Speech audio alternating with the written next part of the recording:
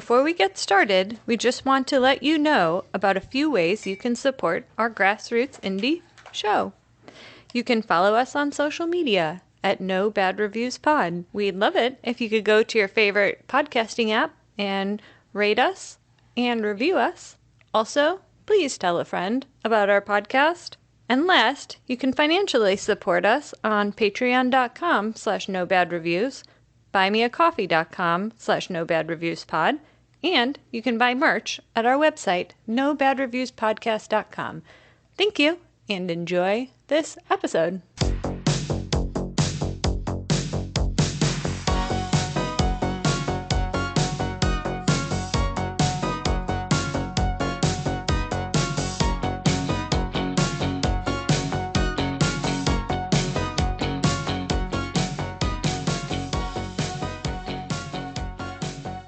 Hello, everyone. Welcome to No Bad Reviews, a coffee podcast. This is a podcast where three friends, coworkers, and coffee industry professionals get together every other week and tell you something about coffee. Or something about business, alpha males, racism, history. America.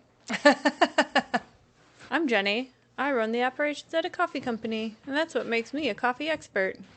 And I'm Marcus. I'm the guy behind the girl. And I'm Stephanie. And I'm the girl behind the guy behind the girl. And I'm behind you. It's all It's a circle jerk of coffee Aw, and podcasting. Yay! that's so romantic. We did. Aw. We are not a throuple, for anybody who's wondering. We're just friends, coworkers, and coffee industry professionals. Some of us are just Brought friends. it right back. That was Some great. of us are just friends. Yeah, right. None of us are coworkers. Wait, we're all coworkers. Yeah. Yeah, but you said some of us are just friends. Yeah, Well, Who's just because the friend? You said we're just friends, and I wanted to clarify that you and Marcus are more than friends. Right. Because you've been married for like I guess 20 that's years. true. But you That's know true. what? Marcus is my friend first. Aw. Yep. I tell really him. sweet. I tell him if we get divorced, I hope we can still be friends, because we're friends first.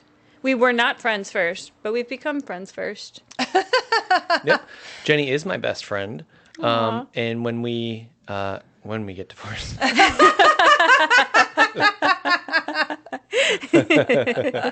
I'm like, that's cool. As long as we can still be friends with benefits, then we can make that work. Yeah. Yeah. So this is a topic I've been researching for a long time because I find it really interesting. But it wasn't an episode until like 2 days ago when I was like, oh shit. I didn't do the research for the episode we were going to do, and that one I have done none research on. So we were like, let's turn it into an episode. Well, I think this is good. I think it's going to be a good follow-up for our horrible toxic male episode of last time. It's Yeah. kind of the opposite of a toxic masculinity podcast episode. We are going to talk about the Melitta company. I love the Melitta cone. I love it. Yeah, it's great. So I don't think that a lot of people, at least in the United States, have a ton of respect for Melitta, especially not in the coffee industry. You're never hearing people, I mean, aside from their filters, I think most people are pretty familiar with their filters. Their filters are kind of a like standard, like gold standard of filters. That's what you're going to use if you're using a cone. Pretty much. Yeah, pour over. That's what you're going to buy. But That's it's the most commercially available product. Well, that's true, but I feel like they are also just really good filters. Like you can buy knockoff cone filters for a pour over, but they're not as good as the Melitta. But as far as like their brewing equipment, you never hear anybody. I mean, I think probably the V60 from Hario gets the most buzz, or like the Chemex. It's like you're a Chemex if you're like a beginning, like mainstream coffee nerd, and then you're a V60, I think, if you want to be Extra. yeah, if you want to be like extra annoying about your coffee brewing. I don't even know what the V60 is. So there you go. Like that's where you get like cred for being like a little bit higher. Like, oh, you use a Chemex? Well, I use a V60. It's all, we'll have to do an episode on Hario. You've heard of Hario, the gooseneck kettle, right? Hello Kitty? Hario. No, that's Sanrio.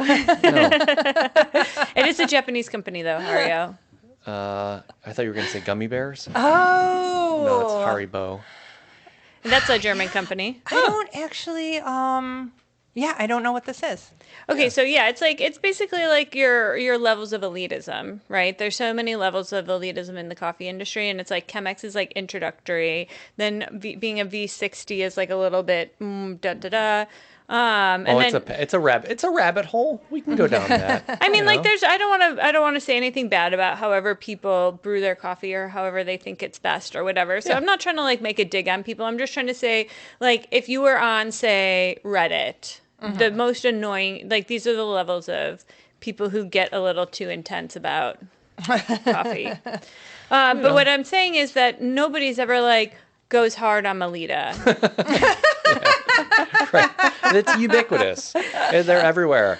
And I think that's why, right? It's like once something is sort of standard, it's lost. It's no longer like the shiny new, flavor of the month. Well, those cones are plastic and they're I paid $2.99 for mine. Yeah. So it's hard to be like super cool when you're buying the cheapest thing on the market. Right. Right. But I'm a huge fan. There's a lot of people who are going to be like, don't use a plastic filter cone either. Because they're like, this goes into the whole like a little bit of elitism, right? Like, oh, well, you got to use glass, you got to use ceramic because these are going to hold the heat while it's dripping through and da da da da da. And it's like, just brew your coffee, right? Like, that's where I come from.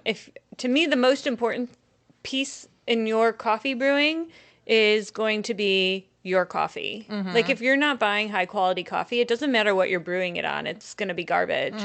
Second most is going to be a grinder. That's my second. Like, you got to have a good grinder so you have even particle size. I would argue that weighing your coffee is more important than grind. So getting the right ratio to me is more important than grind. I guess that's true. That's if you're going to make any investment, weigh your coffee before you scoop your coffee. I think that's a little bit more cheaper first introductory upgrade than grind. Yeah, I think you're probably right because you can buy like a cheap $10 scale as long as it measures in grams. You're all good. Yeah, and you'll be significantly better than without a grinder. So that's true. If I had to have my grinder in a tablespoon or a blade grinder in my scale, I would probably choose a blade grinder and a scale. You're right. All right. So all I'm saying is that there are the elements that are much more important before you even get to brewing equipment. Once you get to brewing equipment, like you'll find a way to work with whatever piece of equipment that you have. It's going to produce good coffee as long as those other things are taken care of. And it does come down to personal preference. And so I'll be like the scientific voice here is that I've done a lot of research in the extraction of brewing, and it's been scientifically proven there's a box of acceptable extraction ratios that people will find appealing. So that's why I think that extraction method just comes down to like personal choice. It's all going to be good after a certain point. Well, one thing too that you just made me think of is one thing I don't agree with the Melitta company is that they recommend a finer grind and using less coffee. I personally believe you should have a slightly, I don't want to say coarse, but not a fine grind, like a nice medium grind, and maybe use more coffee. So anyways, that goes into that Venn diagram of personal preference, right? Like if you have a finer grind, you're going to need to use less coffee. My fear is that the filter gets clogged and it takes too long. So like, whatever. This might not even make it in because this is getting too in the weeds. The interesting thing though about that, right, is since you bring that up about them saying to use less coffee, right? My understanding of Melitta is that it's always been sort of a budget-friendly company to begin with. Like her philosophy in creating it was sort of at a time where DIY and doing it yourself and being thrifty. Wasn't it kind of like around the Depression that she started? Okay, so good way to segue back into the episode. Good job, Marcus. So if you haven't been able to tell by now, we're doing the history of the Melitta company. And so Melitta is more than just like a paper filter company. They're more than just like a pour over brew method. They are the inventors of the pour over method entirely. Wow. Yeah. Really? Uh-huh. So the woman who invented it, her name is Amelie Auguste Melitta Bentz. Nice. Yeah, so she just went by Melitta Bentz. She was born in 1873 in Germany. Dresden, Germany is where she was born. Really? Yeah. So this is a German company. So she came from a family of entrepreneurs. Her grandparents owned a pub. Her dad owned a bookstore and publishing company. And so then she met, and then her husband, he was an entrepreneur. He was a manager at a department store. So he had sales and retail experience. Oh. This is like the perfect family, a bar, a bookstore, and coffee. I know. It's like everything you could possibly need. And I know. publishing paper. Yeah, and paper, right? Oh, for the filters. Well, she's familiar with paper, yes. Yes, right. It is a thing. So, Right. yeah, so she grew up with paper. It doesn't have a direct link, but, it could have something in the back of her mind. Being familiar with paper helped her, have Right. that light bulb moment. So she marries Hugo in 1899. They have a lot of names in Germany at this time. Johannes Emil Hugo Bentz. But he just went by Hugo. They had their first son around the same time. First Willie was born in 1899 and Horst in 1904. So, you got Hugo. He's off at the department store doing his job. She's doing the stay-at-home mom thing. We all know how it is with a stay-at-home mom. Your friends come over. You guys have play dates. The kids all play together. And at the time, early 1900s, the biggest ways that you would drink coffee, there was still, there's like Turkish coffee, which we talked about before. Also, the percolator is the main thing that everyone's using in Oh, Germany. man. Jenny's shaking her ass now. Anyways. Is it time for the percolator? It is. Let's do it. So the percolator, it's like a tall pot with a spout, and on the inside there's a tube. So on top of the spout fits a basket. It's got holes in it, and that's where you put your coffee grounds. And so as the water boils, it's forced up from the bottom, up through the tube. It falls into this basket, gets all the coffee grounds wet, and then those all drip through. So there's some problems with this design. One, it's using boiling water, and so it's super hot. It's going to be that's not ideal temperature for brewing coffee. Also, you might have some coffee that's brewed and then rebrewed, so Right. it kind of cycles through. Even though ideally you're not trying to cycle it through, but some is going to cycle through. So it's just going to be overall uneven extraction, overbrewing, burnt. Then coffee grounds are also coming out of this filter basket and getting into the bottom as well, as much as you try not to. So the coffee's basically garbage. And Melitta was this is horrible. I love coffee. I am a fucking new mom, so I'm exhausted and I need it. So I got to figure out a better way to do this. So she kind of became a little bit obsessed with figuring out a better way to make coffee. So she tried doing it tea style, and that wasn't really what she was looking for. And she experimented I guess with some fabric or something. And anyways, one day it kind of she had that light bulb moment. She was So she took a piece of tin can and then, or a pot or whatever, a small metal vessel, and she poked some holes in the bottom of it with a hammer and a nail. And then she took a piece of her son's blotting paper. And it's Because you'd use an ink pen. right. And then you would have to kind of blot. Yeah. Yeah, so you wouldn't get ink all over the place. Right. I Yeah, know kind this of- because, the early 1900s is my time. Yeah, sure. Yeah. So she takes a piece of this blotting paper. It's kind of meant to absorb liquids, right? So it's not quite as smooth as a regular piece of paper. It's a little bit, textured or whatever, looser weave. So she cuts a piece of that, puts that in the bottom, and then brews her coffee that way. So she's kind of taking the idea of a percolator where you have your grounds and then you're pouring the hot water over it, and then it drips through. And she tried it. Amazing. Genius. So good. And she's like, well, shit. I have a fucking idea. And so she immediately goes and patents it. Awesome. 1908. Nice. She's a fucking bad bitch. For real. She's like, I am going to do this. I mean, we're in the early 1900s. She's 35. She's got 2 young kids. And she's just like, I'm going to do it. That's awesome. What could women do back then? Not as much, you know? She's like, fuck it. And so she goes and she's like in it. So they patent the idea. Her husband quits his job.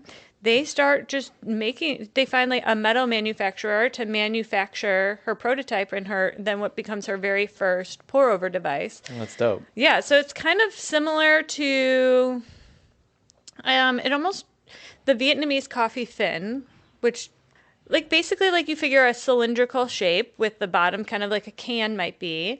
And so, but hers was like short, like say like an inch tall or something. And so it's kind of flat and then it sits over a cup and you put a paper filter in the bottom, similar, like a flat paper filter, kind of like an AeroPress. And then you put your coffee in and then you drip the water over it. It's meant to make like an 8-ounce cup. It's small. Amazing. Yeah. She finds a metal worker who's going to make these. They were made out of brass. Ooh, fancy. I know, right? Right. Really nice. And so they're making these filters and packaging them in their apartment. And they're just doing this all from their apartment. And her husband quits his job so they can market this during the day. Their sons are making deliveries after school, but the cart hooked up to the back of their bike. Aww. So freaking cute. Adorable. The whole family is in on this. And so she's like out there, they're doing trade shows. Wow. Like 1911, so just a few years later, they won an award. Like their very first The best award. new invention. Basically, yeah. It was at like some hygiene show. I don't know what I don't really know what happened at the hygiene show back in the day, but it was more cleanly as well. It's easier to clean than the percolators were because it's like what do you do? All these fucking grounds get everywhere. Yeah. You just take this filter, knock it in the garbage. Boom. We all know how that goes. Clean. That's why I hate the French press. Yeah, so yeah, exactly. Clean up. I like French press coffee, but man, cleaning up, I am a lazy guy. Fucking grounds everywhere. Right. Fucking A. Yeah, so she wins her first awards. Pretty cool. So they're just in it. And so then her husband was working in the department store before he quit. And what they used to have in the department stores was like demonstration ladies is what they were called. I mean, it's a glorified Costco. We call them Costco booth demo babes. lady. Booth babes? Yeah. Yes. Booth babes. So he took that idea and he would go stand in shop windows and just make coffee. So people walking by would be like, what is this? And they would come into the store, or people shopping in the store would be like, what is this? And, they're letting people try. I mean, they were out there really working hard. And of course, it's so novel. People are like, whoa. So it just took off. I mean, it took off in like a crazy way.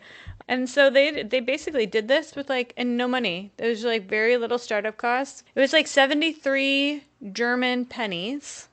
Okay.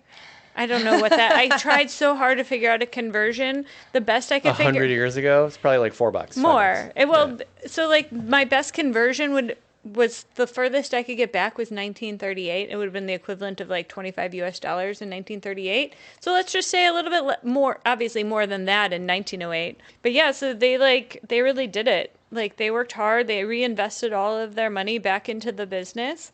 Things were going great. By the time they were winning these awards, they were like this whole business was taking over their apartment. Unfortunately, 1914, World War I. But you know what? Remember, she's a bad bitch. She didn't let that stop her. Her husband gets drafted into the war in World War I, and she's like, "Fuck it, I'm gonna keep going." Was not able to make coffee paper filters because there was all sorts of like restrictions on things. Yeah. Right. So she just started making paper cartons. She used what they had and made paper cartons. I don't know what they were doing with them, but she made them and it made money.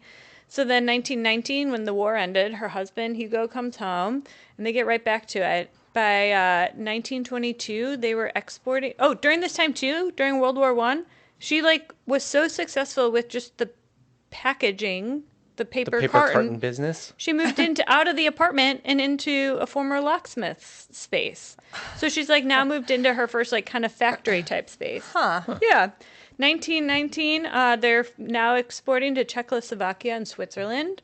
And so then, you're starting to make it when people want to start imitating you. So 1925, knockoffs of their filters and everything are showing up. So they're like, we got to be a little more creative. We need to stand out and let our customers know who is the real deal. That's when they came up with this bright red and green packaging. Oh my gosh. So that old. It's still today, 100 years. They still are using the same color scheme packaging so that it stands out on the shelves. Funny. And it's funny because it's so noticeable. I always assumed that Melitta was like a Brazilian company. Oh, Just yeah. it seems it was so bright and green and red, and I'm like, yeah, Yeah. I don't know why. No. Funny. They just picked those colors because they stood out, and people could easily identify them on the shelves. Crazy. Yeah, I know. So this is what, we're like 15, 16 years on. 1929, they outgrew that locksmith shop, and they had 55 employees by this time. Holy shit. Whoa. Yeah. So they moved to an old chocolate factory, and the city, Minden, where they moved their chocolate factory, they were like, look, we'll waive your taxes for 5 years. That shit still happens today. People complain about it, but I guess it's all right. Which was fine because there was like an economic downturn in Germany, which is actually, you guys know that this economic downturn in Germany is like what led Hitler. Right. Right. We're right That before was World War after, II. Yeah. after World War One, Treaty of Versailles really fucked the German people. So, yeah, because they wanted to stick them with the bill for World War One. Yeah. So, anyways, that's kind of what happened. That's how World War II got started. Eventually. Yeah. Well, it does not bother her. She like can't stop, won't stop. She's like, fuck it, economic downturn, I'm going to grow anyways. People still drink coffee. Well, that's the thing. Coffee, never, it's like the thing that people always want. So, so the business just keeps growing, and eventually Melitta's like, you know what, I'm tired. So she's like, 1930, she decides to retire. She's been doing it for what now, 22 years? She's in her 50s. She's still young. Yeah. She's like, I'm going to retire. Well, people didn't live as long. She lived for another 20 years. She had 20 years of just like enjoying this thing that she built. That's great. It's really great. I'm really happy for her. So she transferred the operations to Hugo and her son, Horst. So the husband. Yeah, well, he didn't do it for too much longer. So they named it Bentz and Son, which is cute. And then February 1932, Hugo is, I guess, feeling a little jealous. He's like, I would like to retire too. So he left it. He left it to Willie and Horst, and so they're just running the business. It's the 30s, but they're young. They're in their 20s. They're energetic. They're about to get drafted into World War II. Yeah. Well, they didn't. They luckily did not get drafted. Well, they had to into run World the War II. company, right? Well, they're in their 30s by now, I guess. Actually, yeah, they did actually have to run the company. Yeah. Yeah, so like we're in the 1930s. I mean, these kids were raised in the business. They were doing this since they were like 5 and 8 years old. Pulling the wagon with their bike. Yeah. Yeah. So like they, I guess, have been involved in every step of the way, every step of the growth. So they're totally ready for it, and they do a great job. So, I think Hugo and Melitta probably stayed connected. I know Melitta really cared about her employees a lot.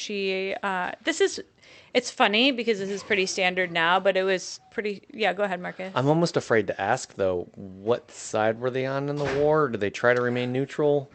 Well, we'll get to it. Okay. I don't like the sound of that. It's not bad. I think that they tried. I think that they tried to remain neutral, but they were in Germany, and what are you gonna do when fucking Hitler tells you to do something? Well, I mean, it's like Senka. Senka was like, well, they benefited from the Nazi German power. The decaf company, but they had so many Jewish customers that they were like, they took an ad out saying, hey, that's not us, right? Mm-hmm. So I was just curious. Well, so they were, they did not like willingly, I don't think, as far as I could tell, like, I don't think they wanted to be involved in this Hitler shit at all. But when Hitler comes to you and says, hey, your business has the manufacturing capabilities that we need, because what the Sons were doing was they were like, okay, well, we've got this business going, like, let's expand into some other products. We're already doing coffee filters, like, let's do some aluminum foil, let's do paper wrap, let's do saran wrap. Yeah, so they started Those other consumer goods. Exactly. So they started expanding into some other kitchen areas. So they had this aluminum foil division, they had all this paper, they had bought a paper factory. Hitler's like, hey, we need your aluminum factory to start manufacturing shit for the war effort. And they're like, all right, well, I guess we got to. But after the war was over, they did contribute. There were funds set up for people who were put into forced labor by the Nazi regime, and they were contributing money to these funds to help these people who were affected by the war. So I don't think they were Nazis. I don't think they were Nazi sympathizers. They were definitely not, what was it, Dunkin' Donuts? Who fucking employed Nazi or employed... You're talking about It's Jab. the other one, Krispy Kreme. Krispy Kreme? Yeah. They were not Krispy Kreme who, like, used forced labor to produce their products. After the war was over, the Allied forces did take over their factories for 12 years. It took them to get it back. So in those 12 years, they were kind of just operating where they could. So I'm not sure what that means.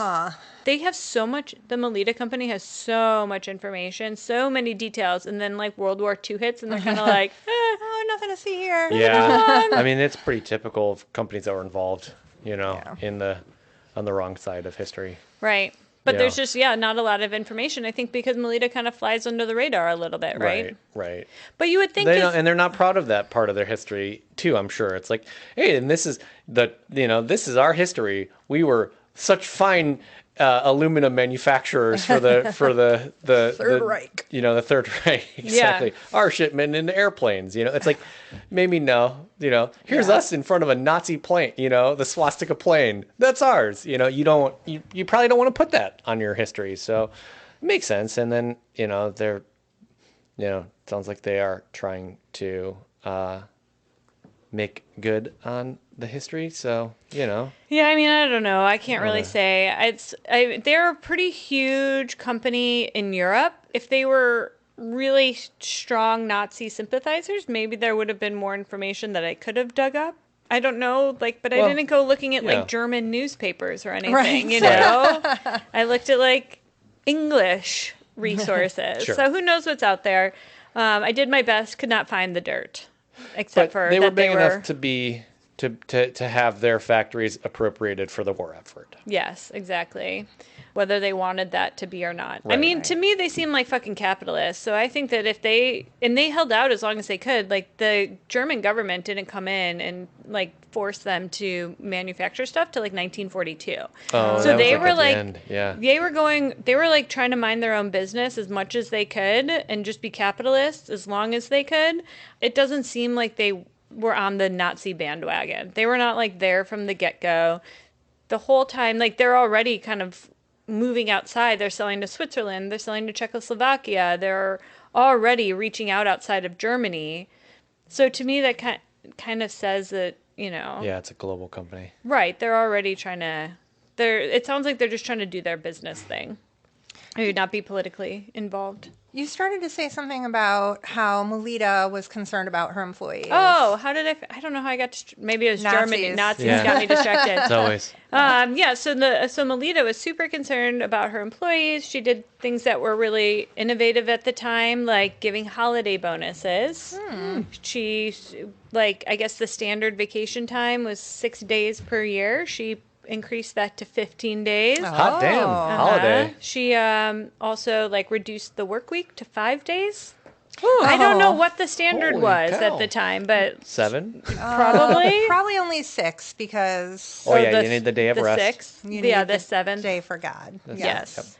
So that's, so she was always concerned that her employees were treated well. That's actually something that, I looked up, Glassdoor and what people think of the company. People love the company. People work at the company forever. They have a really strong, I don't want to say, they don't have one of those fake corporate cultures. I think they have just a respectful corporate culture that just respects people, respects their time. I guess they pay well. They have some benefits like paid vacations, 401k, standard stuff, but 15 days of vacation, even by today's standards, is not Yeah, a that's common true. thing, Right. right? Who's Right. giving 3 weeks paid vacation now? Yeah. and she's doing that in 1910 or whatever. Yeah. I mean, I guess Europe does it, but in the U.S. I mean, it sounds It's a like they rare weren't thing. even doing that in Europe at the time. It sounds like that was pretty innovative for the time then. That's very cool. But yeah, they definitely don't necessarily do that in the U.S., especially for people maybe in manufacturing, But yeah, even nowadays, I was looking at Melitta North America. There was a guy who was interviewed in 2014, so I don't know if he's still at the company now. I've been at the company for 47 years. Holy His moly. entire life since he was 20. Wow. Isn't that crazy? That is crazy. Yeah. That's awesome. Yeah. A good employer. Yeah. Right there. Yeah. That's my plan with Modest Coffee. 47 years. Oh, We're holding you to it. 4 down, 43 to go. there you go. Amazing. Steph is going to be such a cute old lady. Oh my God. Oh my God. The nice thing is that maybe you'll be like old lady stooped over enough that it won't be a trouble to put the bag under the bagging The machine. bagging machine is finally going to be the right height once my osteoporosis Yeah. really kicks in. Right. That's great. Thanks for not fixing that, Marcus. That's planning ahead. That's it. We don't want you having to like reach up. Yeah, you don't go where the puck is. You go where the puck is going. Okay. I'm the puck in Yeah. this situation. Or your back is. Anyway, Melitta was super into it. So 1939, the brothers they had bought a paper factory to expand their paper making. Are they still a family business? Family owned? They're still a family business, 4th generation now. Fucking dope. Cool. Melitta's great grandson is running the company. Love that. They didn't even get their first like chief person into the company until 2011. It was just family until 2011. At the top, it was all family until 2011. At least for the Melitta group, like the main great. Melitta So like group in Europe. Like family dynasty. It's like you're born. Here's what you will be doing. Yes. You were born into this. This is like Simba. All of the land that you see is yours. Well, yeah. So the brothers were working together as Willie and Horst. They were like took over the company in 1932 together. Eventually, so after they bought that paper factory, they decided to split up, but that wasn't until 1954. So after the war, things are really taking off. Willie he takes the paper company and kind of manages the paper division. Horst takes Melitta. Horst is a little bit, though, of like a crazy guy. He's like, I want to fucking do it all. He's like, I want to be in every aspect. And he goes a little wild with the businesses. Amazing. He's like, I want to be in every aspect of people's homes. So they got the saran wrap style, like the plastic film. They've got that. They got the paper. They got the aluminum foil. They add vacuum bags. Oh, that makes sense. Yeah. They Toilet add, paper? not as far as I could tell, but probably. I didn't look into all of them. There's so many.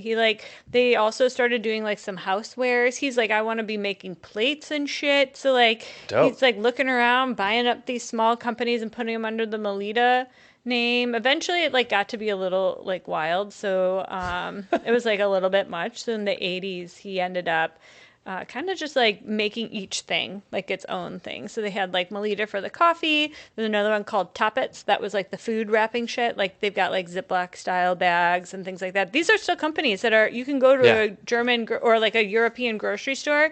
These are the brands you're going to find. Yeah. That's cool. Yeah, and they also have like, it's called Swirl. That's their vacuum bags. There's another one, Celia for tea. Acclimat was like home goods, like air purifiers and shit. It was basically like, if it goes in your house, Horst wanted a piece of that pie. Nice. He did let some things go because he got a little wild. He was like trying to get into food and like jelly and shit. Like it was too much. Smuckers. Yeah. Right. They like one division like merged with Dow Chemical. I can't remember which one that was, but you know, like they just were like into all of it. They've got but like coffee has always kind of been the main thing. It's been like the bread and butter. They had like they've had various different, manual pour over systems. They also were one of the first people to invent a automatic coffee brewer. So like in the 1950s, the first one, it was a company called Wigomat. That's probably how you pronounce it, by a guy named Gottlob Wiedmann. And he was like the one who invented this whole thing, the automatic brewer with You said the that filter. really well, by the way. I was trying. I was like channeling all the Waldorf. But so then like early 1960s, Melitta actually partnered with the guy who invented the automatic brewer, and they came out with their own called the MA120. Dang. I'd love to get my hands on one of those. It's really Sure. cool looking. It kind of looks like a Technovorm, actually, how the Technovorm has that thin metal that comes out. I actually put a picture. I should show you guys. It's pretty cool. This is the very first one from Melitta. While Steph finds her glasses. Sorry. See it? How it kind of looks like a Technovorm? Yeah, it does look like that. Like super simplistic. It's very like slim, very like simple looking. Yeah, totally. But yeah, basically it just looks like a regular Melitta cone on top. But it even has a little handle on it, so that's cool. But yeah, it's so crazy to me that here's this company and this woman and her sons who invented the pour over that everybody knows and loves, all traces back to this woman, automatic coffee brewer. They were the first ones to make it widely marketable. I mean, Mr. Wow. Coffee gets all the glory, but that didn't even Yeah. come along till the 70s. Whoa, 20 years. Well, like 10, this was like This was 60s. Okay. yeah, so the very first automatic brewer was late 50s or like 1954, and then this one came out 1962. That's awesome. And then, 10 years later, before Mr. Coffee even came along. So, yeah, we can trace this all back to Melitta. And they then still you make had those? me get, which is amazing. You had me get actual Melitta branded coffee. Yeah, so we're going to get Two. into that next now. Oh, Crazy. Really? Yeah, so Melitta, they're kind of like, so Horst, like I said, he's like a mad businessman. He's like I'm going to take over the world. So they went along and in the 1960s, so the 1960s, they went ahead and expanded into South America because they started roasting coffee in Germany. Well, they wanted to expand the coffee roasting, so they went to Brazil because that's where you're growing coffee. So they opened up South American division in South America and Brazil. They also opened up in the United States at the same time, Melitta North America. So Melitta North America operates a little bit independently. It almost seems like a franchise where they license all of the Melitta name and all the branding, but they work super closely with the Melitta group in Europe. But Melitta North America kind of runs independently. Like they have their own CEO and like American people and everything. Sounds like a tax shell game thing. I don't think so. I don't think it is. I think that they are actually doing things above board, and it's just another division. Oh, okay. And that's actually when I worked at Lush, that's how Lush is too. So Lush in the UK is like its own thing. Lush North America, completely different company, but they just license everything from Lush in the UK. Yeah. And if you're the leadership at the top, like, just love to get those checks. From Sure. like the Hell parent yeah. company, Right. they're just gonna, but they still work closely together course, because they right. want to protect the brand and everything. Yeah. But yeah, so then, like I said, 80s, everything got out of control. Melitta USA, that's kind of like the next thing that we'll focus on because, like I said, it's kind of its own company. It's been around for quite a while. They've got a headquarters in Clearwater, Florida. That's where they make all of the filters that you find in the United States. And I was like, Oh, they're manufacturing them here, stateside? yeah, That's Oh, great. hot they damn. manufacture them all in shit. Florida. So the ones in Europe, I think they're now manufactured in China. They first moved to Portugal. Now I think they're in China. As far as I can tell, the ones in the United States, Clearwater, Florida, that's where they also have all their corporate offices. All the finance people are there. Then for this episode, I was like, surely Melitta's probably not roasting their own coffee. Right. No So way. for this episode, it's yesterday, I'm like, oh shit, we got to get coffee for this episode. And then I was like, okay, well, let me first find out really quick who's roasting Melitta's coffee, because then we could just go maybe buy one of their bags. Right. And then kind of talk about them a little bit, and we'll try that. Well, no. Come to find out, Melitta roasts their own fucking coffee. They are roasting it in the United States in Cherry Hill, New Jersey. They have a whole roasting operation there, too. Huh. Melitta USA, same thing. Amazing corporate culture. People are working there forever. The CEO, his name is Marty Miller. He has been the CEO since 2000. So wow. And Marty, he like took over. He's like, I'm gonna make this company like good, profitable. Like, what do we need to do?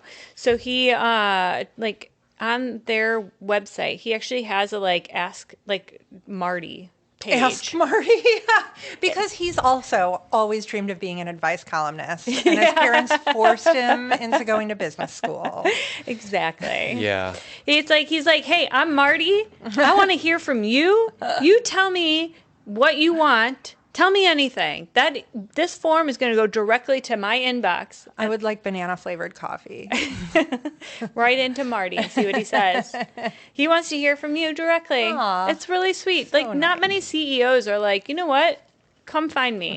What do the peasants think? Right. Yeah. That's like my cleaning lady who always has like suggestions whether or not like I want them. Yes. And so I started asking her to write them down and put them in the suggestion box. And then every Wait. time she comes to our house, I have her clean out the suggestion box. Marcus loves that joke. I was excited that there was a suggestion box at work, but it's just here. Yeah. It's Marcus loves that joke. He wrote that one a while ago. He's been hanging on. He finally found a place for it. Hilarious. Yeah, So, you yeah. can put any of your suggestions in that box For her to clean up. for her to clean. Anyway, so moving along, I hope Marty's not cleaning them out. He says, he even Just says, immediately clicks delete. I know. Marty's like, tell me what you want.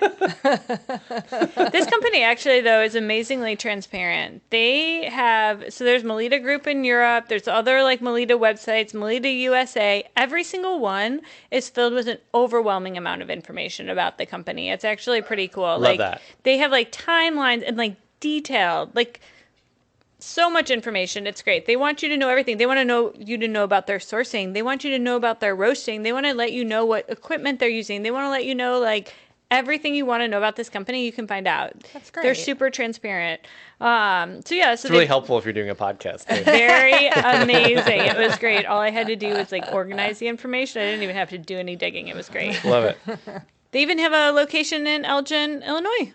Oh. They have like a shit. professional brewing division. Like, say you want like an automatic coffee maker for your office or hotel where it makes like lattes and shit. Anybody who wants a good company, go locally. Go Yeah, check Fox them out. Valley. You know, they know what's up. Check them out in Elgin, Illinois. You could be a repair tech. You could be a sales guy. Like, go get it. Oh, maybe Damn. you should get a job there. I'll show up. I want to be They're a repair actually, tech. if you want to move to New Jersey, Do a certified. they're hiring right now for in their roastery. Oh, damn. Yeah. Dude, I'll bet you they can afford to pay me. Probably. time. I mean, yeah. all the Glassdoor things said that they pay well. Nice. Yeah. But they're Sweet. understaffed, so they expect you to work more hours. But they're Yeah. going to pay you for them. That's fine. It's kind of nice.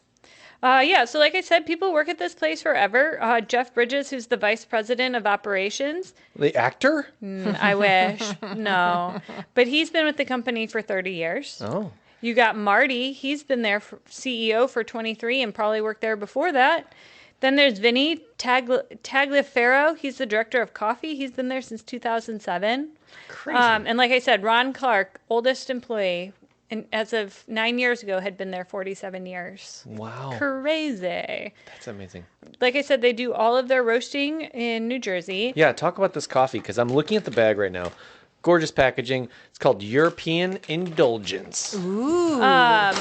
So they are huge. Had no fucking idea they're huge, but I think they sell locally in stores out in the East Coast. Oh, okay. So they're more like a regional East Coast brand. Crazy. They're at ShopRite, Wegmans, Acme. Dang. You know who else is going to be selling at Acme? Well, there's two different Acmes, but we are going to be in one of them, Acme of Ohio. Oh, well, I don't know which Acme they're in. I Yeah. didn't Google it. There's like the other 160 stores that were bought by Albertsons, I think. Okay, well, they're probably in that Acme because they're Probably. roasting enough coffee to support that. It's a big boy.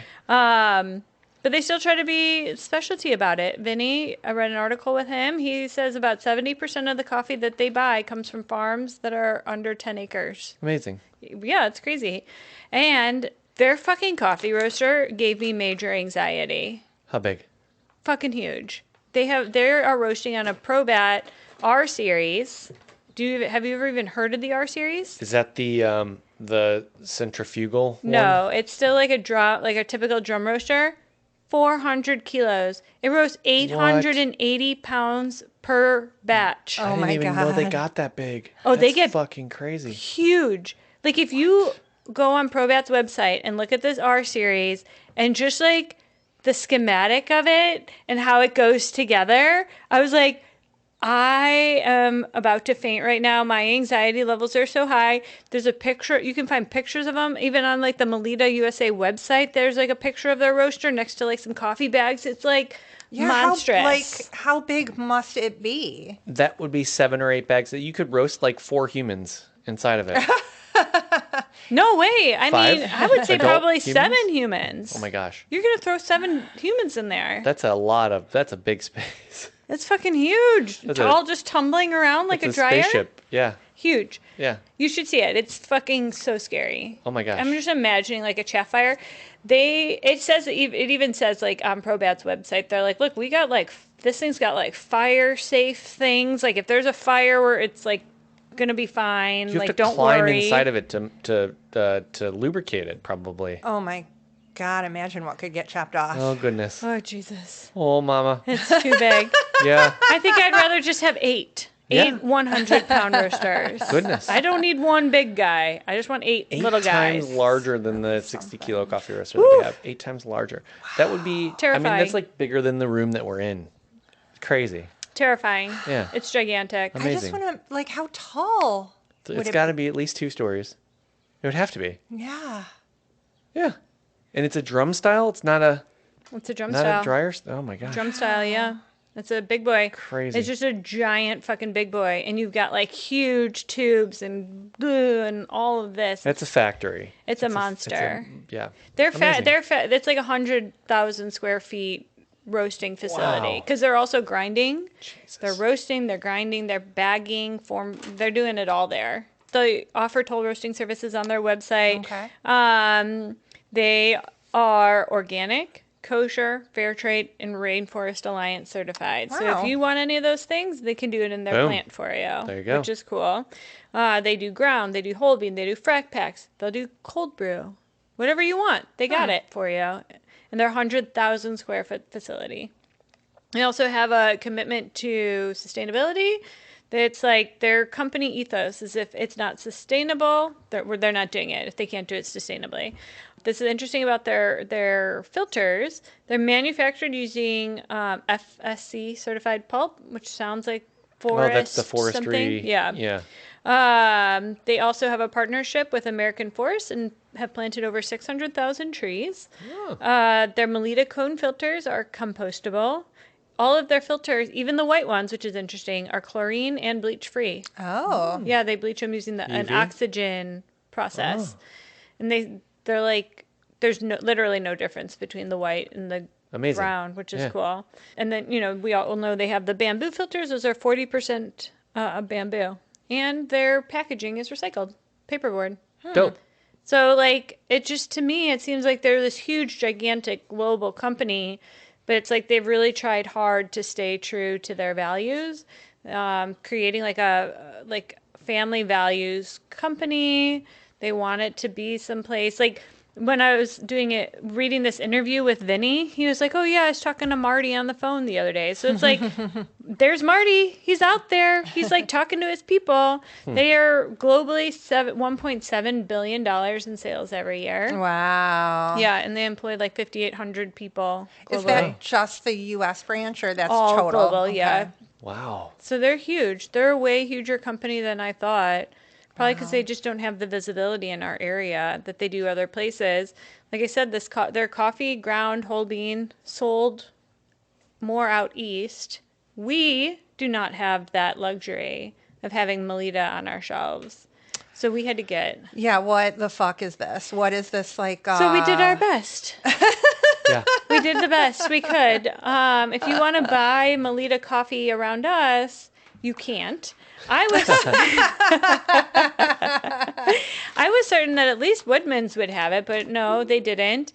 And so we went on a search. Like I said, I was hoping that it was roasted by another company and that we could just go buy the other company's coffee. But no, they're roasting it themselves, so we had to get Melitta. And the only thing we could find was at our local Walmart. They have these weird pucks. They're like... It's like a bag full of coffee. Yeah, it's like a tea bag, but it's like the kind that go like at a hotel where it brews like it's like a coffee and filter all in one, but not like a K cup. It's like like. I figured the coffee's the same. It's still their coffee in there. What difference does it make? Are you supposed to brew it? So there's it says that it's for a specific type of coffee brewer called a Senseo in Hamilton Beach pod coffee makers. We don't have that pod coffee maker. We only bought it for the coffee. That's why I was like, we could just rip these open. Gotcha. And pour it into the filter and then brew it the way we're supposed to brew it because this is going to be the same whether we bought a bag of ground We just happen to end up with all these extra pods. How's it Yeah. smell? What's the olfactory Yeah, here's the reveal? olfactory reveal. Oh, man. So yeah, Melitta, it sounds like a great company. It sounds like they're trying to do what they can as a major, gigantic global company.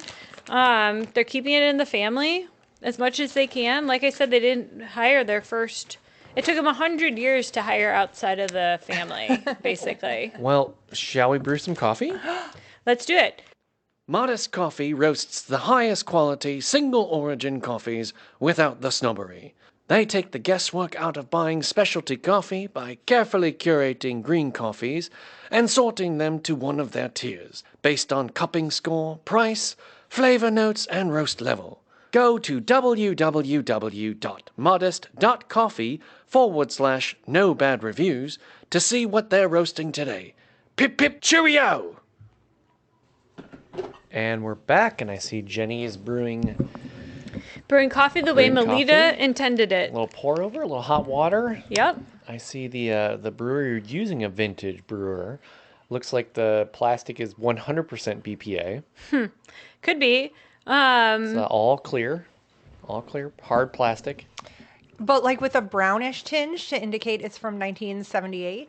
Definitely. Very cool. They did the flat pour over for a long time, for like 30 years. It wasn't until 1937 that they introduced the cone shape that we all know pour overs to be now. And I think there's not really that many that do the flat shape anymore.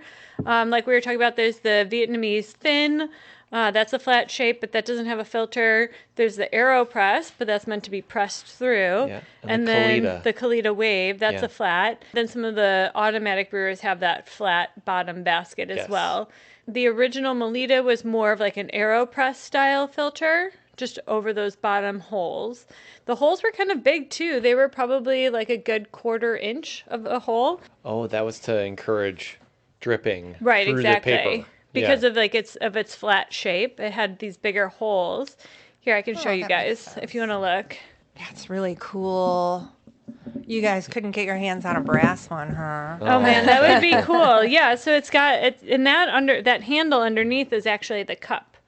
So it would drip. It was like all in one unit, the cup and the filter. So And cool. Melitta is still putting out new products today, and as a matter of fact, like the ceramic pour over cones that they make are still one of my favorites because they are the circle or the hole for the dripping is larger and it's like more forgiving on the technique. It just sort of regulates itself on how much it drips out. So I really like them. They're really forgiving. I'm holding on up the one right now. And one thing that I like about so the Melitta, the shape, these ridges on the inside are really important too because it helps like let some air in there. So if it were smooth, like some pour overs it are smooth and then the filter sticks to it and then it's like you can't have like the air water, it creates like a suction where the coffee can't quite get through and it goes slower when it's going through. So these ridges help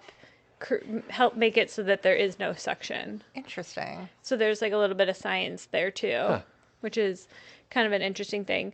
So yeah, I love Melitta. This one that we're brewing on, I found at a thrift store. It's just a vintage glass pot and then the plastic cone on top. It's a big brewer. It takes a number 6 filter, which means that it'll brew 12 cups of coffee. 12 small cups, but probably 6 regular 6 cups. regular, Yeah. like our standard. But for them, like 6 to 8 ounces. We've seen this before on coffee makers and stuff. Like the standard was 6 to 8 ounces at another point in time. We now think of like 12 to 16 as the standard. Right. Yeah. Well, I make a pour over every morning with a ceramic. Melitta, the ceramic Melitta. Yep, Oh, no shit. Yep, every day. I started that because I had a series of bad luck with like Mr. Coffee style coffee pots. They kept breaking. And then I decided to try out a French press. And I didn't really like that. I don't like the gift in the bottom of the cup with those. And I also broke it like a week in. Yeah. I just like slammed Yeah. it against the side of the sink. So I was like, I need something that is never going to fucking break. And I picked up a plastic Melitta cone, and the coffee is so good. I just Yeah. think it tastes better than any other method. Yeah, I agree. I think it's great. I think the Melitta and then the Bee House coffee brewer, that one's a Japanese company called Zero Japan. Those two are my favorite. They're very similar in shape, very similar in design. Okay, so the problem with the Bee House, if you're an American, is that if you are brewing like a 12 ounce, I don't have a huge 16-ounce mug of coffee, but I do like a mug that's a little bit bigger than the standard. And that tiny little, The Bee House is smaller, it yeah. doesn't fit on top of the mug. Yeah. So yeah. Yeah, Melita, it's great. I have right here, we have in our house, we have a plastic one somewhere. The plastic one is great for travel, especially because it's unbreakable. Yeah, indestructible. So back in the 70s, I think it was, they came out with this whole colored line, which I have, and there's going to be a picture on social media. I have the light pink one. They came out with a series of these in like pink, blue, I think in yellow as well, which they're just cute. They're really so cute. pretty, You yeah. like brew it through your ceramic filter on top. It's a number 2 filter into this pot, and then you have a little lid. We also have like this other one that they came out with. It almost has like, it's a ceramic, but it has almost like a metallic type finish to it. Yeah, it's more like hand crafted. It's not like perfectly cylindrical like a machine. It looks. Made It has it. a handcrafted look. I think it's Yeah. like. I think it's probably still made on a I'm sure it machine, is. but it has that look. Yeah.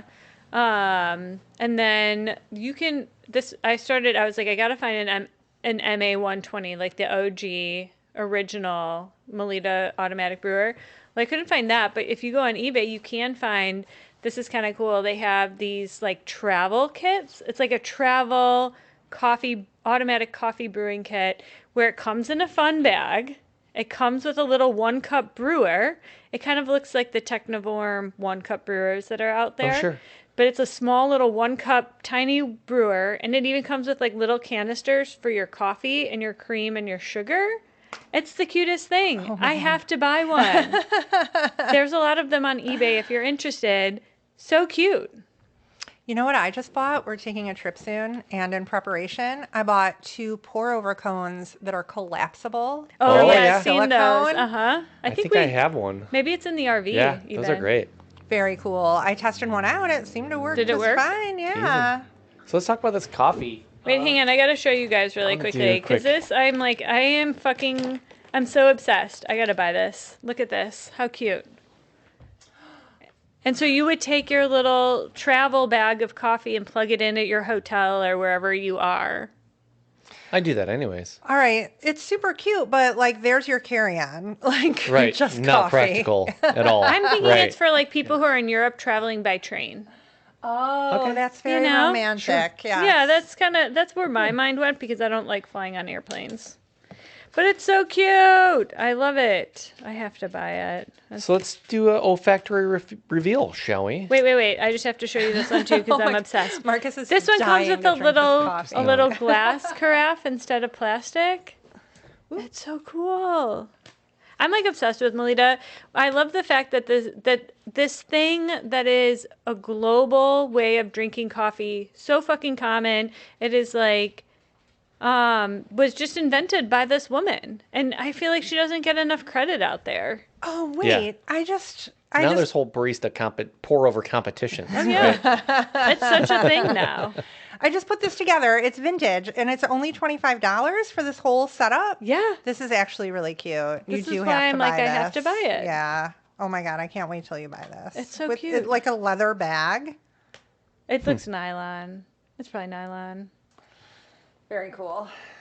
So, olfactory reveal. Let's talk about the coffee. European indulgence. Why we're here. This is the name of the game. Steph's going to walk us through is how this coffee goes. We smell it first. We tell you what we think about it. We drink it. It's funny that Marcus said Were they you're like a going to black? tell us, but he's just telling us first what you're about to tell Yeah, us. actually, I'm just going to tell you. Do it. Tell Right. us. We drink it black. We tell you whether or not we like it. Then, if we can't, we add stuff to it. Cream, sugar, whatever. We get there. And then, the very pinnacle of no bad reviews is if we need to, we hit it with a little whiskey. And then we keep drinking it till it tastes not bad. Yeah. So my name of the assumption, game. I did not look into really where their coffees are coming from specifically. I'm assuming a lot of their coffee comes out of Brazil. Still, because they have a division. They set up a whole division in Brazil. So this smells like your typical macro roaster. When you're roasting 800 pounds of coffee at a time, you've got two settings. You've got dark and darker. We've talked about this because there's just so much thermal energy going into it, and they're roasting coffee so fast. It's hard to really stylize it and put your mark on it. You're just kind of, operating a machine at that point. This coffee kind of smells like a big macro, in my opinion. Yeah. Oh, for sure. Yeah. I bet it is. He said that they roast 880 pounds in 15 minutes, Yep. and the coffee beans get up to 1,100 degrees Fahrenheit. What? Okay. Yeah. So that's 1,100 degrees? That's hot. Yeah. Pretty hot. Well, you figure we're roasting, like when we're doing our measurements, that's just on the temperature inside the drum. Mm-hmm.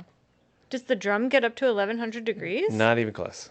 Yeah. So how does the beans, is that thermal energy that you're talking Yeah, about? when you're putting the beans act like little heat sinks, and they absorb all this energy until they can't absorb anymore, and then they release it. And then so when you've got that much kind of thermal energy going in and they release it, the beans start roasting themselves. And also at that temperature at 800 pounds, when it comes out, the beans are also, there's so much thermal energy when it's done roasting, they can't cool off on their own fast enough in the cooling tray, so they quench it with water. They actually hit the cooling beans with water to help, and the evaporation of the water helps cool it off faster so that the beans don't roast. So again, in Wow. my opinion, you're sort of like, you're introducing water, which kind of like could potentially affect the end flavor in the cup because you're kind of extracting a little bit when you're immediately quenching it. I'm not Yeah. entirely So- certain if the Probat, because I was wondering about the water quenching to see if this was cooled by water quenching. It's fine. It happens. It's an industry practice when it's so big because there's so much thermal energy. So anyways, let's go ahead and try this coffee. Oh shit, Yeah. where's our mugs? Oh. All right. All right, we're back. So All right. So it just smells like coffee. smells like coffee. So here's the thing. It seems like they really do, like, I know that they're gigantic scale, but it does, like in this article I read with Vinny the roaster, or the head roaster, he really does seem to be really into coffee. He seems to be really into, like, the roasting. He seems to be into the farms. He seems to be into the, like, trying to do his best on, like, a good, like millions of pounds a year scale. Right. You know, like, Yeah. there's only so much you can do, but he was not one of those guys who was like, fuck it, just throw the coffee and bring it out. He was really excited and passionate about coffee and excited and passionate about what they were doing. Yeah. So I recognize that they are gigantic macro roaster, but I think it's kind of cool that he still really cares. Yeah. So, there's only so much you can do, though, and can't fault them for that. Mm-hmm. Right? And they're doing a lot of good. I mean, those 5,000 employees are happy. That's globally too, though, but they've Globally. got all those other products as well. Is this particular coffee anything special as far as organic, fair trade, Rainforest Alliance, blah, blah? No, but I did read that they have a rabbi who comes by every couple of weeks to double check to make sure they're still doing kosher shit. They're still kosher. They're still kosher. Yeah. Got a rabbi on payroll. Yeah, basically. Right. How do you score that rabbi job where you don't have to like write something and read it out loud every week? You just go from like business to business and do your little spiel over the giant vat of coffee or It's whatever. gotta, yeah, it's gotta be, that's the Kush rabbi job, right? Like a retired rabbi, no longer running a church. So yeah, this is just the European indulgence. Doesn't say where it's from specifically. Yeah, Steph, How do you feel that's about a it? look. I just took the tiniest sip and it was just a hint of bitterness. Yeah. It's it's strong. Bitter's a desirable characteristic to some people. It's People really like that. I don't. Oh boy, I'm gonna have You know? to do something to this coffee. It's very bitter, right? I think it's it's an instant, maybe we could get to not bad with a little cream. And what else is going on? Like some acidity? Yeah. It's just it's very intense. I love feel tobacco. Like this is very intense. This reminds me like coffee and a cigarette. this is that kind You don't of, need the cigarette. yeah. You got the flavors of the Right. cigarette right there in your cup of coffee. And I loved that 18 man coffee and a cigarette. That was breakfast. Those were so good. I do miss coffee and a cigarette and fitting into a size 4. Yeah. Yeah, those were the days. Uh-huh. Yeah, this brings me right back. So I kind of love that. Okay, that's a positive. Yep. It's not terrible. It's cooling slightly, and I feel like it's helping, or maybe I keep sipping and I'm getting used to it. Yeah, it's not terrible. I feel like the more sips I take, the less bitter it gets. Maybe I just need to get used to it. I'm having Add something to it. yeah, I'm gonna add a little. I'm gonna add a little zhuzh. I'm gonna zhuzh it up. Zhuzh it up. Where are you starting? Can you hand it here? Are you getting some stuff? I know that you're morally opposed to milk, but Yeah, I might pass on the milk and just go straight to the whiskey. Yeah. I'll do the milk for us. I'll try the Yeah, milky you do version. The milk. I feel like I like the whiskey better without the milk. that makes sense. So I'm just gonna go straight there. Okay. How is it with the milk? Yeah. Okay. No, I don't think it's much of a difference. Oh, So, okay. Yeah, I like when milk kind of softens the coffee, and I feel like this is You gotta make it's no bad reviews, Marcus. okay. He's giving a bad review to the milk, not the coffee. I think it's all the milk's problem. This coffee, just it's too. This coffee's strong. Look, this is what I'm gonna say about it. We've had a lot of giant coffee roasters. I don't know if we can confirm that we've had one that's been nearly 1,000 pounds per batch. Yeah.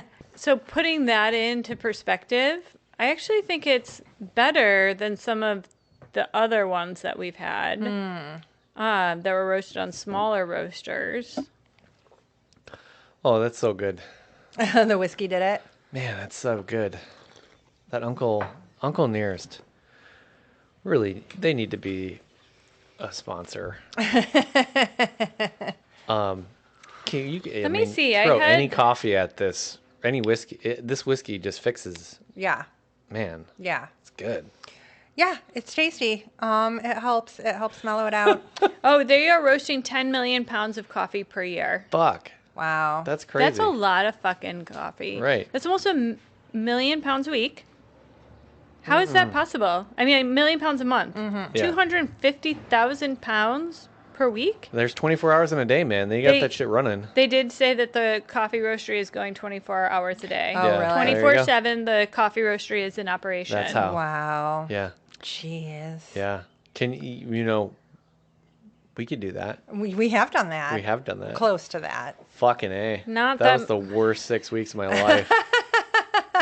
God. Yeah, but they're seeking coffee roasters, and that's probably why. Oh, graveyard shift. Right. Yeah, that's no good. I Yeah, they're love the doing- whiskey wait. with this though, because it's like buttery now. Let me with the just- whiskey, or with the milk and the whiskey. Let me just put this in perspective, though. Like this giant roaster, they're doing 250,000 pounds a week. That is only 300 batches, Uh huh. right? I don't. And it's you only tell me. 15 minutes a batch. Divided by 7, 40 batches a day. You know, Equals that divided by That's 10 hours. That's only 10 hours. so much fucking coffee. 10 hours a day. Right. Why do they need to be running 24/7? Right. Packaging. Packaging and shit, too. Right. So they can, that's kind of crazy. Like, that's how big their fucking coffee roaster is that they can pretty much easily do 250,000 pounds Per week. a week. Yeah. My mind is fucking blown right now. So anyways, putting it on that perspective, this is better than Honestly. other coffees we've had for sure. And how many coffees? How many bags or pods are left? Because I spent $4 on this coffee too. Well- So we got 3 cups of coffee for But $4. We're supposed to get 18 cups of coffee total That's true. if we use the right pod brewing. And volume, so it would be like 9 12-ounce cups. Okay. So the funny thing is that each one of those pods only had like 7 grams in it. Yes, that's enough for like a 6-ounce cup of coffee. Right. Right. So, doing the math, right, we end up with roughly 9 cups of coffee, or the way that we brew it, we'll end up with 6 cups of coffee. Still not bad for $4. For $4, right, exactly. Not bad.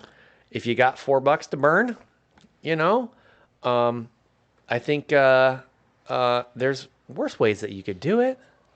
And thinking of all things considered, they're trying to be sustainable. They're trying to, they're trying to support farmers. They're doing what they can on a massive fucking scale. So who is this coffee for? I think it's for Vinny at the coffee roastery for sure. Vinny's really into it. Vinny's into it. I feel like this coffee needs a biscotti or a biscotto. Maybe some sweetness is the If I was answer. dipping, I feel like this would taste good on a cookie.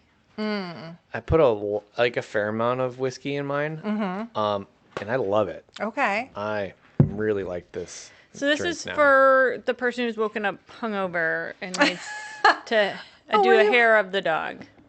Were you hungover today, Marcus? No, actually, this is been Just going somebody who likes to wake up drinking. sober May. Will you hand me the somebody? Oh no, we ruined your sober May. Well, in fairness, I got the idea for sober May on the 18th, so And we've already ruined it. I lasted like a week. But it was a great week. I feel so healthy. It's been a self-care week. It's been great. I mean, I suppose if you're drinking Uncle Nearest, though, Yeah. maybe it's acceptable. You're not really drinking. You're Mostly out. It's mostly coffee. and it's like it's heritage, whatever, Yeah. a heritage thing. I think I figured out who this coffee is for. Who? The traditionalist. You like your traditional coffee. You like your coffee to taste like coffee. Your alcohol tastes like alcohol. You know what I'm getting right now? I'm getting like chock full of nuts vibes.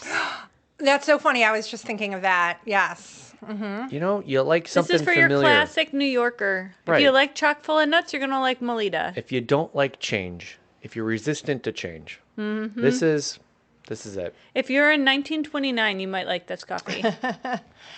I ended up adding a little milk because I just felt like I needed more. So now I have a little bit of milk, more than a little bit of whiskey. It's fine. It's not bad. Yeah. Sure. I only added milk and I was okay, but I did put a generous helping of milk in there. Oh, and you liked it black. Well, is that our episode then, guys? I think so. Do we have any clarifications this week? Oh, not that I can think of. Well, shit, you guys are off the hook. Thank you so much for listening to us. And if you'd like to continue on, we've got some fun Love It or Leave It's coming up here. What are we tasting today? Is it a surprise episode?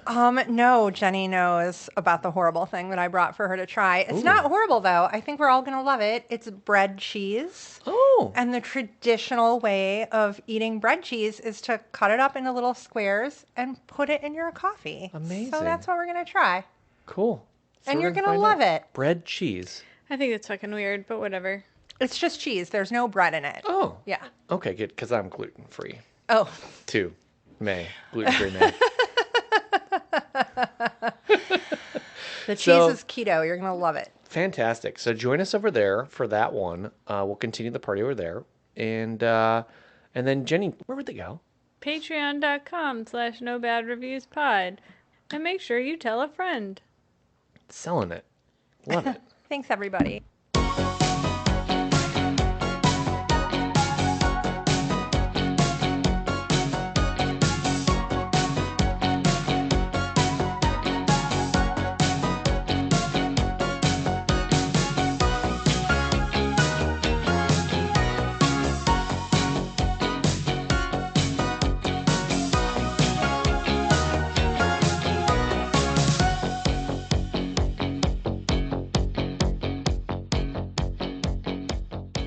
Thank you for listening to this podcast, generously sponsored by Modest Coffee, purveyors of single origin coffee without the snobbery. Visit www.modest.coffee/no bad reviews to see what they're roasting today. Enjoy.